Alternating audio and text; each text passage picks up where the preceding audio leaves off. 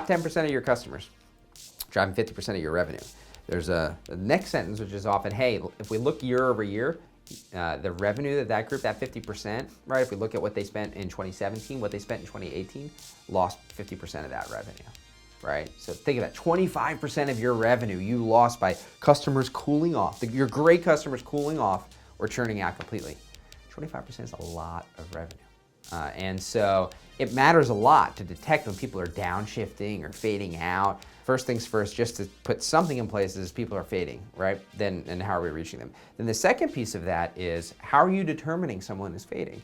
Unfortunately, what most retailers say is that we got a rule. 90 days of inactive time, we say that we missed you, or 365 days. But again, going back to the customer economics here, we love those loyal customers. We love that 10% that drive 50% of the revenue. Turns out they purchase pretty frequently.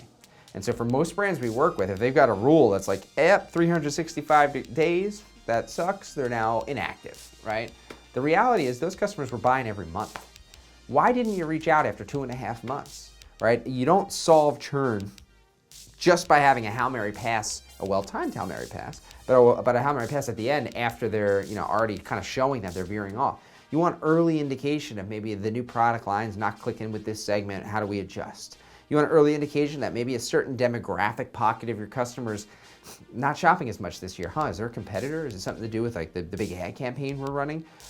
Some of these things are levers that you can pull immediately to course correct, and some of them aren't, but you still want to know early so that you don't make the same mistake as you're making your buys for next season already. And so there's a huge part of the automatic churn program that is not just email. Common theme here, if you want to be customer centric, it's not just email. It's about knowing who the hell these customers are, everything about them, the ones that are fading, and flowing that information across the organization as well. So, but all of it starts, it's got to be a program. It's got to be automatic. It can't just be ad hoc analytics that you ask here and there. You need those reports flowing to the teams every single week or every single month. You need the emails going out every single week in a well-timed way. You need to be testing things all the time, right? That's the organization that's actually mitigating and turning that 25% of loss maybe into 20% of loss, 15% of loss. But again, these are giant points of revenue we're talking about when you really align and you get an automated program that's holistic in place.